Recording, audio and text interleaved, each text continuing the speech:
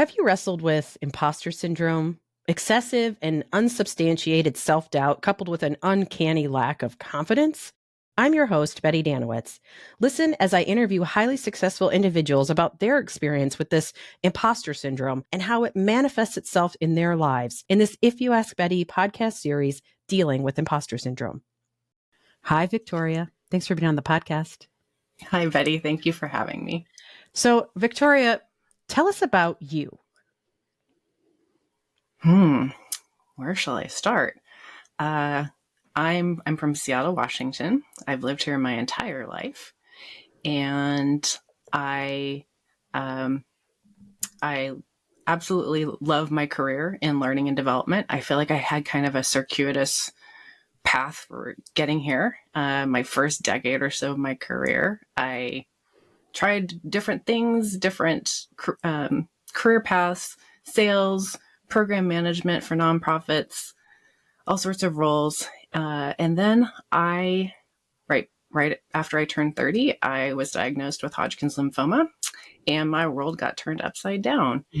And so all of the plans that I had for myself, going back to school and moving on from a job that was no longer working for me, kind of got put on hold while I just took care of myself and went through treatments. And thankfully I made it, and it's now been 16 years, and I have a clean bill of health, and very grateful to be here. But that experience really turned my world upside down and gave me a lot of pause in terms of what I was doing with my life. And being a high achiever and wanting to kind of climb the career ladder, that no longer made sense to me. And I wanted to make sure that I was doing something that I found fulfilling and that was going to be good for me and would allow me to prioritize my health and take care of myself. And so I pivoted into the clinical research industry, and that's how I landed in, eventually fell into an accidental trainer role. And I have been in the learning and development space for 13 years now and love it. Well, I'm so glad to hear that you're doing well and that you're in, I'm guessing it's a remission. Is that what they call it? Yes. Okay. Yes. So so happy to hear that. And it sounds like you turned that hardship into sort of a bit of a passion and a mission based on where you're working. I mean, obviously you're working at the statistical center for, that's a really hard word to say. Statistical. It is. It's just easier to call it SHARP. You're working at SHARP, which SHARP Yes. is not necessarily focused on lymphoma, but the idea is trying to help people live longer and more and better lives. Yes. So what would you say are your biggest accomplishments in life and in work?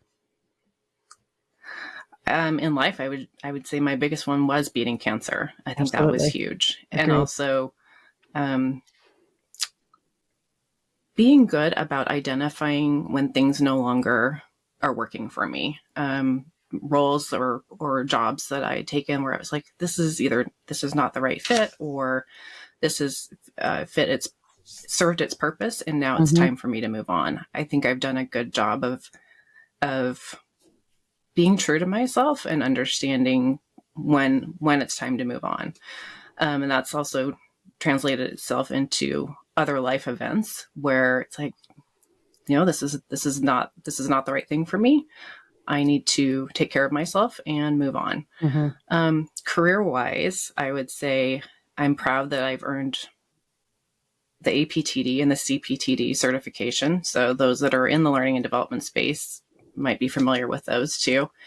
And I'm also proud of the fact that I've gone back to school. And so I've kind of picked up a dream that I had before I had cancer, where I eventually thought I would go back to grad school. And it was interesting because after I recovered from that, I thought, I don't know if I really need to do this. But actually it was 2 years ago, post a major life event that happened to me, where I thought, you know what, I need to do something for me. And it's not too late for me to do this. And I'm going to go back to school at a much later point than I anticipated. And it's been probably one of the hardest things that I've done. I mean, I didn't think it was going to be easy, but I think working full time and going to school part time, it definitely puts a lot on one's plate. And I'm really excited that the end is near. I'll finish my program in September, and looking forward to having some free time. That's exciting. Back. That's really exciting. So, Now, if you're willing to share, I'm going to ask some very specific questions about that, because I have a feeling there's a lot of people listening that are either thinking about going back to school or they're in the middle of it and they're like, this is too hard. Did you choose like an accelerated program? I wouldn't say it's accelerated. I mean, I'm getting my master's of business administration, Okay. and the program that I'm in is designed for working professionals. So it's all my classes are in the evenings. And I mean, some people do take the full course load, which would be considered 3 courses at a time, and they work full time. I've been taking 2 classes pretty much each quarter, and it's a 9-quarter program. So Okay. it's taking me just a little over 2 years to get through it. But if Very you're good. doing the fast track, you can do it in a year and a half. I thought, I would like to get some sleep. I know we were Sleep is talking good. about Yeah. earlier before we started. They were like, we don't get enough of it. I still need to get some sleep. So Yeah. I'm pacing myself a Good little for bit. you. Good for you. So if I were to ask others that question, what would they say about you? They would say that I'm a lifelong learner, and they are not at all surprised about the career path that I've chosen to follow. I cleaned up my working space a little bit in anticipation of this interview, but if you could see what's around me right here, you would just see stacks of books. And I am an avid reader, and they're just like, you're constantly in learning mode. It's probably I think it is my top value. It's just, if I'm not learning, well, what do I do? Yeah. This is what I have to do. I think other people would say I'm driven. I don't let grass grow under my feet. I'm always looking for the next challenge, which I think could lend itself to the imposter syndrome. I'm definitely a high achiever, have high standards for myself. Probably some who know me really well would say that they're unrealistically high. But I'm kind and compassionate, and I'm a good teammate. I'm a good friend. I'm a good daughter. I'm a good sister. Very good. And yeah. So tell us, what has been your experience with imposter syndrome? Gosh, I think I've had it for as long as I can remember. Probably if I think about how it manifests itself or how it shows up for me, a lot of it can be lacking confidence or self-doubt, especially when new things come or presented to me. I recently was given an opportunity, a former colleague and a friend standing up their business and asked me if I would be interested in helping out. And my first thought, even though I was absolutely excited about it, was, why on earth would they pick me? What could I possibly have to offer for this? And I say that now, and I'm going, that's ridiculous. Why would you say that? But that was one of the first thoughts that entered my mind. And so I think, even though I know that I work hard and I have always been able to achieve what I've put my mind to, there's still always sort of this lingering, gosh, can I do this? What if I fail? Or am I going to disappoint somebody if this doesn't turn out the way that they wanted? How do you, or I guess not how do you, but do you find that you have those same feelings and thoughts about school? I mean, the end is near. But I'm assuming that in the last couple of years, maybe that's entered the picture as well around your school. I would say initially it definitely was for me. And because I knew once I entered the program and I was seeing where my fellow classmates were in their careers, I was definitely one of the older ones in the program. And I just thought, gosh, is this the right place for me? And, do I belong here? And I definitely grappled with that early on, but I've come to realize through the course of the program that having more work experience, has actually been a huge asset because I have more experience to draw upon. And I have, when we're talking about certain topics in classes, chances are I've probably encountered that and I'm able to provide that experience. Whereas some of my younger classmates, they may not have encountered that yet. Yeah. And so it has proven to be a positive. And I think it brings a diversity and a breadth of experience across all of us so that we all can benefit from each other. Yeah. So when you're having sort of this episode of imposter syndrome, and I appreciate that you sort of started your your information about your experience with how it manifests itself, because that's my question, right? Is how does it manifest itself? For some people, it's perfectionism, it's overachieving, it's self-sabotage. What do you experience? Like, what happens? And I would add this caveat. I want you to tell us what happens, like emotionally, if you have any physical reactions. Love to hear what your experience is then. How does it manifest itself?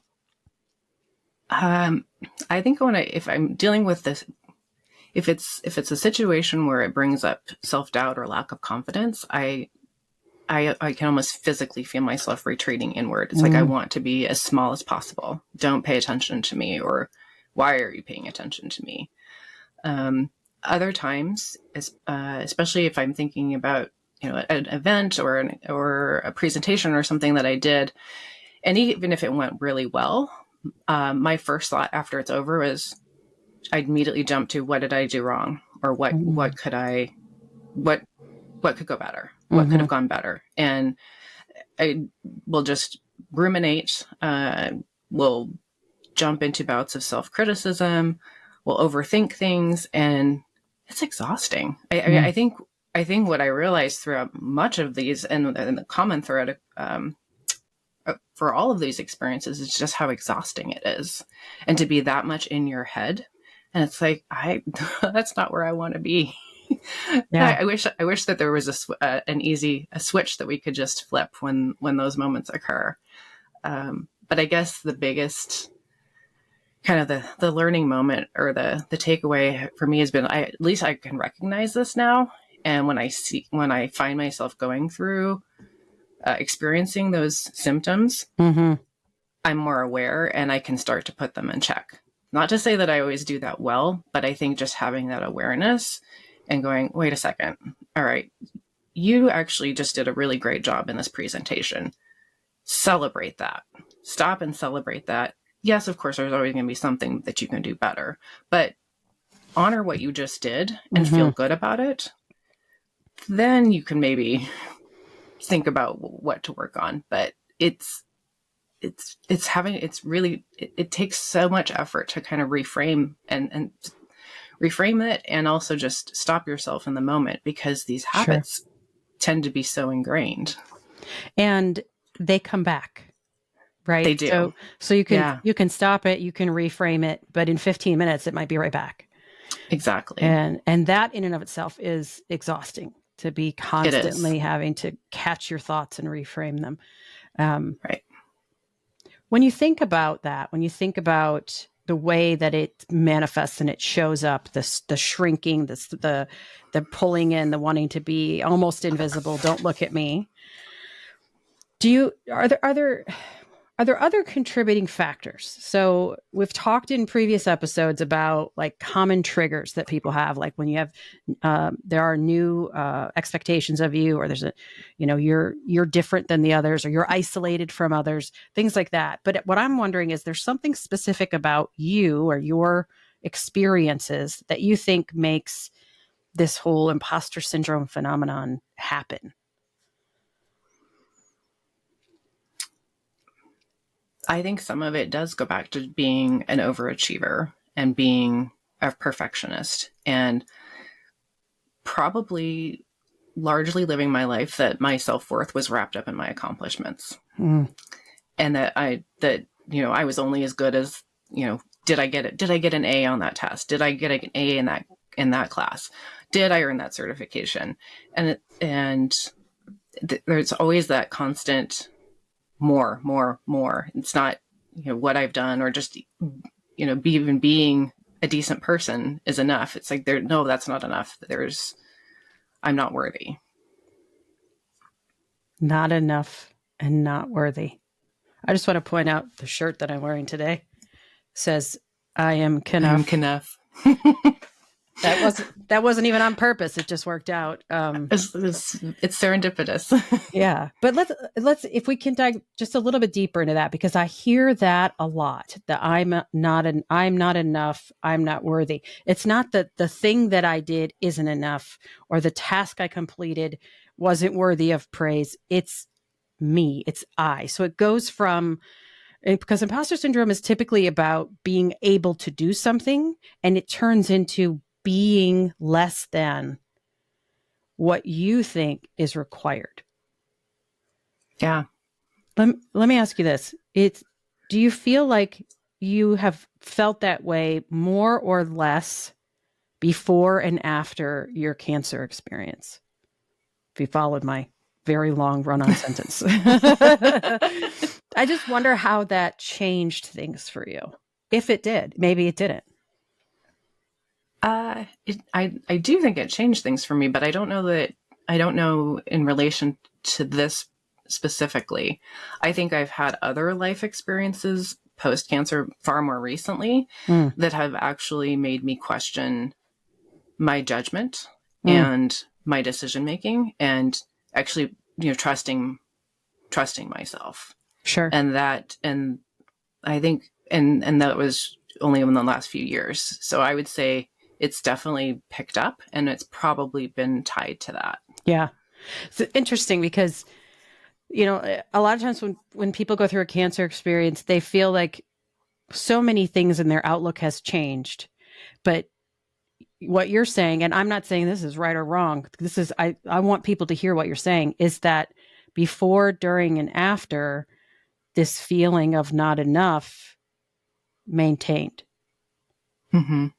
So it's not the feeling, the summary, no, the conclusion that I'm trying to draw is that these feelings that we have, this imposter syndrome, it's really not about what we do or what we don't do. It's about how we feel about ourselves, and what, I think you nailed it, what we base our self-worth on. And then it's even more nuanced, right? Because let's say you base your self-worth on your accomplishments. The evidence proves that you're successful, like with no shadow of a doubt. But it's not enough. And then you feel like you're not enough. Mm-hmm. It's this sort of, I don't want to call it a ripple effect. It's almost like that figure eight that represents eternity. And then you're just constantly in this flow of, and it's something that happens, I don't think, and I don't usually soliloquy like this, but you are giving me like this, there's things happening in my brain, so they're coming out of my mouth. I don't think that we can point at childhood trauma and say it's your fault. I don't think we can point at, because I think there are people who did not experience any trauma in like that's actually a thing. Didn't experience any trauma in childhood, but still grow up feeling like their performance is what equals their worth. I don't think it's one thing that tells us that. And so I think it's interesting that, and thank you for letting me kind of dig a little deeper, because even when we go through literally life-threatening events and times, we come out so much stronger, but that imposter monster comes out of it with us. He might not be any stronger. He might be just as dull and drab as he's always been, but he's not going anywhere.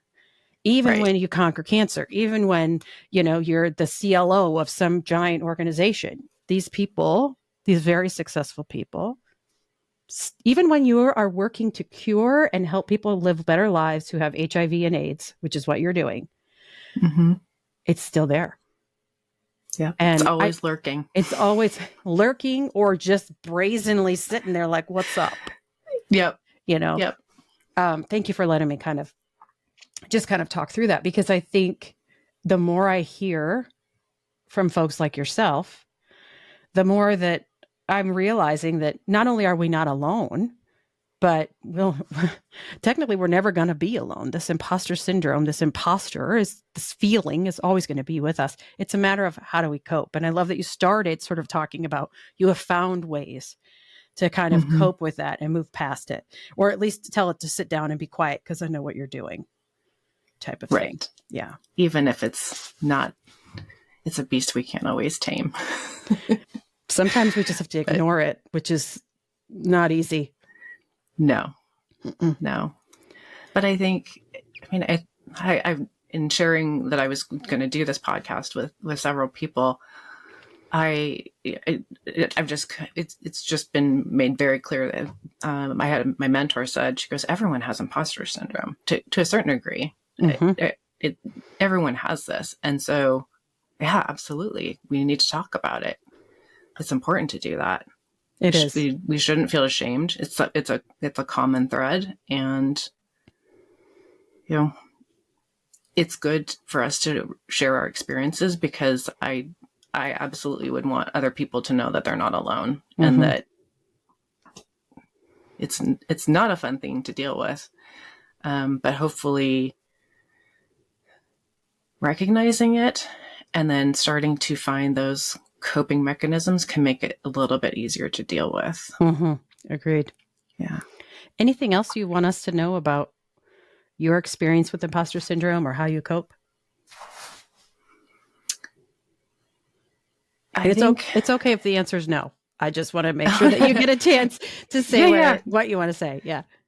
No, I think one of the other things that I thought about it that I guess maybe contributes to it is largely being a people pleaser, and having, when I was trying to think of an example where this has come up for me, putting my heart and soul into a learning program that I'd heard that was largely wanted by my organization, and putting it out there, and then feeling like it didn't get the support or the engagement that I was hoping for. And then my mind immediately went to, gosh, did I miss the mark here? Was this not what people wanted? What did I do wrong? And I think it's very easy to assume blame. And I think one of the things that I've taken from that experience is like, I did everything that I could do in my power. Following all the best practices, making sure that I was bringing forward, the best possible learning strategy.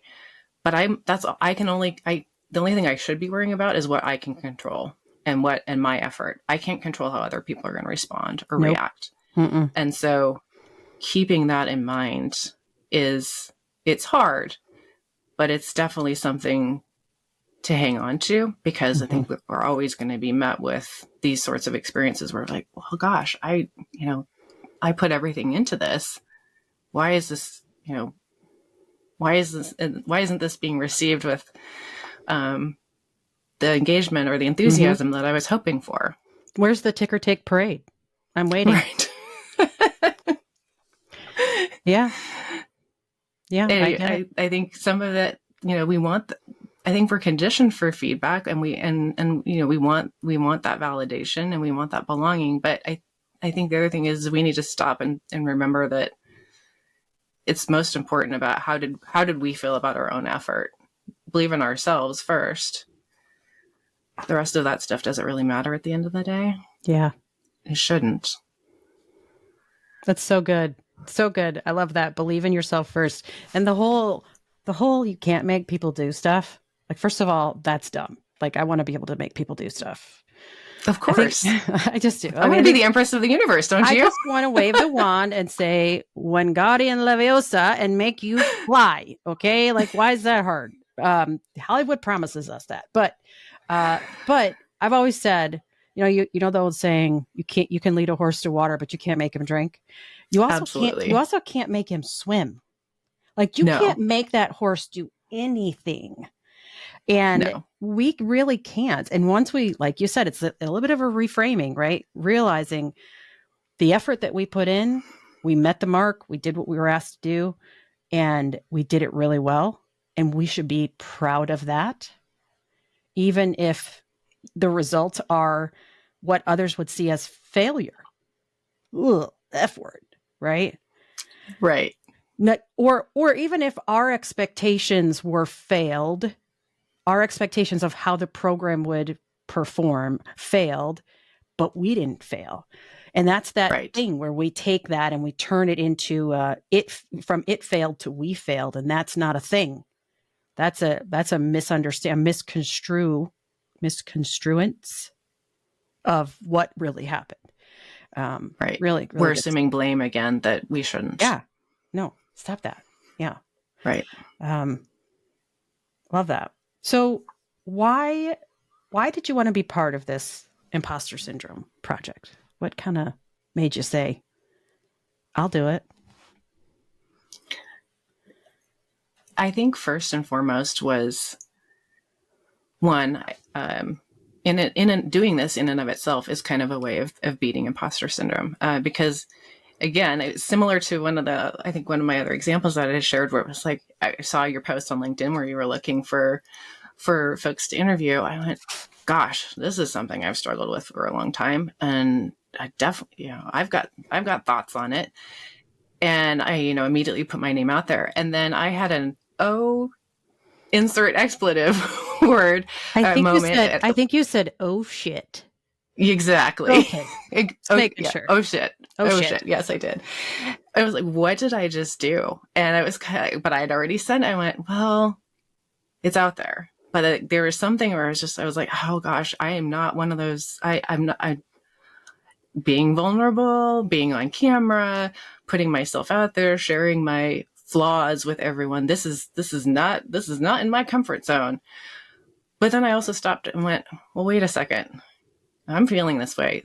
And when I'm feeling this way, this is probably because there's a learning moment happening here. And yes, I'm lacking confidence. Yes, I'm doubting, is this, am I going to show up appropriately? Is this what she wants? And I was like, it's okay. Be you. Yep. Take advantage of this opportunity, and courage over comfort. That's usually when our greatest learning moments happen. So there was that. And I think also just the opportunity to help other people and make them feel less alone. That was huge for me. And making sure that I'm living in accordance with my values, especially when I think about being in learning and development, where I'm asking people to show up to the classroom and be authentic and vulnerable. I need to practice what I'm preaching. Mm-hmm. I need to put myself out there as well. So I'm really glad that I did it. I am too. We are so glad that you came on here and were vulnerable and told us your story. So thank you so much, Victoria Nelson, for sharing your experience with us. And thanks to the listeners. I hope you'll continue with this series and hear more stories about dealing with imposter syndrome. So many amazing people deal with this every day, and sharing their story helps them and you feel less alone. Be sure to follow If You Ask Betty on LinkedIn and YouTube for more episodes and resources, and tell your friends about it. Hit that share button so they also know that they're not alone. Peace out.